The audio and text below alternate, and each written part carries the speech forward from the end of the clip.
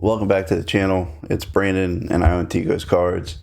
In this series, it feels like forever ago since I recorded a video, but we were doing a TCG player store from level 1 and going to level 4 and taking it further than that.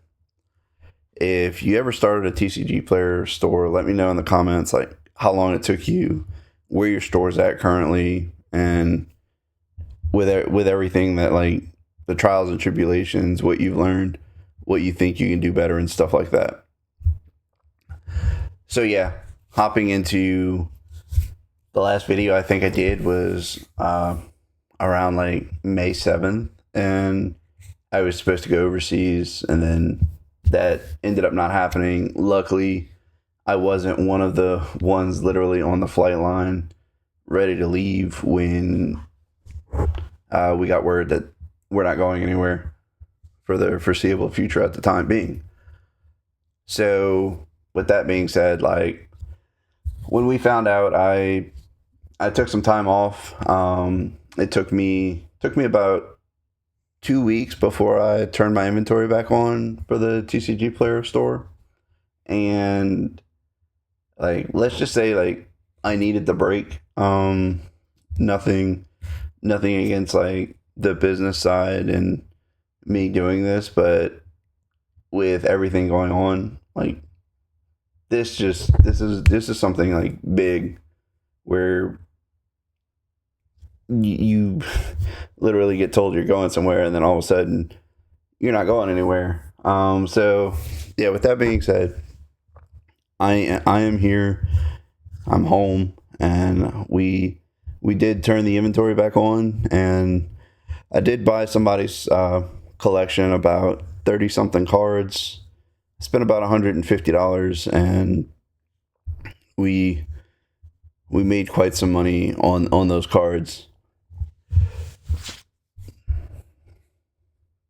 And then also with the release of Chaos Rising, which you'll see on the Excel spreadsheet, that I did use some of that money because I was able to like get a booster box from Pokemon Center and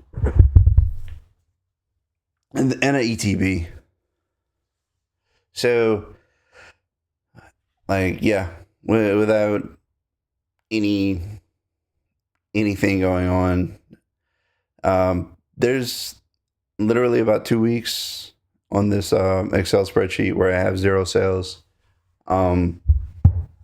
And it's like at sometimes you just need a break to process everything that's going on. I'm not really going to be editing a whole lot in this video. This is just straight me getting back into the swing of things of doing content and keeping this channel going, as well as this TCG player store, because it's definitely profitable, and it's can be busy at times, but it's very, very rewarding. So where do I start now? Once we hit level 4, I did offer free shipping on anything over $5, while that has been a huge influx in sales, and also setting a floor price using the mass price tool. My floor price is set at 20 cents, and anything over $5 is pretty much going to be 5 to 3% under market price, depending on what it is. So setting a floor price, I set a floor price on all of the commons, uncommons, basically anything under 50 cents. Anything over 50 cents, I individually price. So because it's not considered really like a commoner, like, or bulk, but some bulk does tend to like fluctuate in prices like daily and weekly. So that's where the mass price tool comes into play. With you can set a rule up and it runs that rule on whatever schedule you set it to be. Mine is to run it at midnight every night, so I don't have to worry about it, and prices update and prices update and like go up or down depending on however the market is. So yeah, with that being said, like it's been a godsend. Sales have been steady, as you're gonna see. We don't have a whole lot of like single sale days. We're averaging 3 to 4 sales a day, and sometimes some of those sales are like illustration rares or other or EXs that whatever somebody's looking for. But we still get the bulk orders of like 10 to 20 cards that are selling at 20 cents a piece. So I did pull in the Chaos Rising the Cincino EX, and I was like, wow, like this is $100 card. But then literally pulling it right out of the pack, there was damage on the top, and I put it up for sale as lightly played, and I reached out to the person who actually purchased it, and I was like, look, like this is the most expensive card I've ever sold on TCGplayer, so I would like to send you pictures of the card before selling it. And he didn't get back to me, so I ended up refunding him the amount on the card with so like nothing was, he understood, and he was like, I was actually looking for lightly played anyway, but he understood where I was coming from, and you just got to be transparent with, like, in this business. The eBay store selling Japanese singles, I had somebody literally reach out to me and ask why one of my cards had, like, shipping was $8. I reached back out to her and I was able to adjust it, and she ended up buying like $60 something worth of single art rare cards off of eBay. And she reached out and she said, hey, like the shipping looks off. Like why is some of it like crazy priced? And so it was something when I was doing the uploading the cards, I didn't catch it. And this is before I started using TCG Automate. So it was a simple mistake on my end. And now, like, if you have, like, if you're honest with your customers, like, they're going to be more apt to be a repeat buyer, so to say.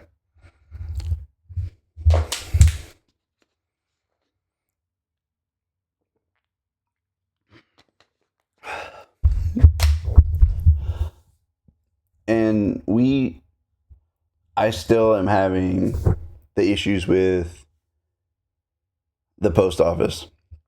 I've only had one package on this TCGplayer store really not make it to its destination, and on eBay it's still about one out of every 15 packages or envelopes that I send out that one does not make it to its destination, or it doesn't even get updated in the system whether it was shipped. This TCGplayer store has been pretty good. I only had one that didn't make it to its destination, and it was literally a $5 card. So at that point, you just have to eat it. But then I also had a card that was sent out on eBay that literally came right back to my residence with a stamp on it from the post office, like incorrect postage label. And I was like, that's weird. So I ended up going to the post office and was like, hey, what's going on? Like, this is the label that eBay prints out, and it shipped out. So I reprinted a label and they took it. So hopefully it doesn't come back. But these are all things that I'm learning in this space with doing eBay and TCGplayer. But yeah, without any further rambling on from me, let's go ahead and look at these sales. So This is the May sales. The last time I actually sold a card was May 10th, and it's $5.50 and $3.09 was our net. The break of like me freezing my inventory and then starting back after Chaos Rising released, I had an ETB from Pokemon Center and a booster box that I was able to get, and that is in my expenses. And all of those cards are bulk cards that we basically put on TCGplayer, and so it's part of this journey. On 5/22, we sold 106 orders at $145.32, which netted us $111.21. On the 23rd, 10 orders totaling $67.52, which netted us $39.61 after shipping and fees. The 24th, 4 sales, $84.45, and then netted us $65.86. May 25th, $42.68 in sales, netted us $31.66. May 26th, $80.25, netted us $42.32. And then as of today, May 27th, we had 4 sales totaling $70.71, and then which were netted $48.74. And obviously the last 2 days, I ended up having to buy more stamps because I'm buying them in like 20 stamp books. I haven't decided to jump ship to buy a full 100 roll, but that 100% is going to be in the near future. So for the month of May, we have sales total of $608.32, netting us $267.12. We're going to go back to March, like after I broke everything down and made each month its own Excel spreadsheet. We only netted $9.88 for just starting out and